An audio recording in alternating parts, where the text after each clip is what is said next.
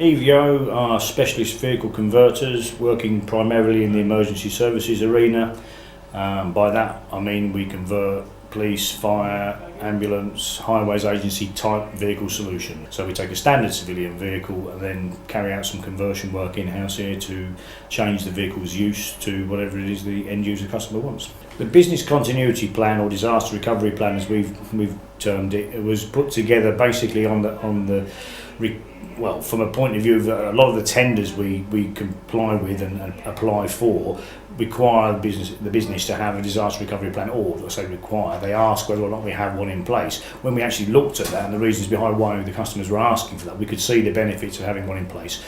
And whilst we had one, if you like, albeit informally, we had a backup system where we took backup disks of the computer systems and the IT and all the records and that sort of thing. We didn't really have a procedure within our own working procedures which dealt with that specifically. So we wrote a disaster recovery plan to tackle that particular issue and put it into our ISO procedures. We looked at what other people had done. We took some advice from the Chamber of Commerce because we're members of the local Chamber of Commerce. We looked at what other clients similar to ourselves in size and functionality of the business did.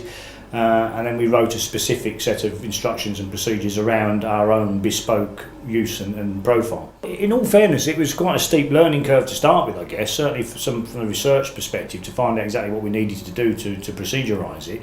But the actual putting together of it seemed to make normal sense and common sense as we went along. Now we can really see the benefits of having it in there, and I would really recommend to anybody to go through that process now and put it together so that, you know, we all hope it never happens to us, but, you know, we always look over our shoulder and think it's never going to happen to us. But clearly these things do happen from time to time, and if you're unfortunate enough to be in a situation where something such as a fire or a flood has affected your business and it could stop the business overnight, you know, rather than go through the pain of trying to do it without some form of bullet points to help you get through it quickly, do it now in advance while you've got the time, get it down in black and white, keep it somewhere safe and have a number of different members of staff aware of it, so that should the unfortunate ever happen to you, you can refer to that document and get yourself back up and running quicker than you would do ordinarily.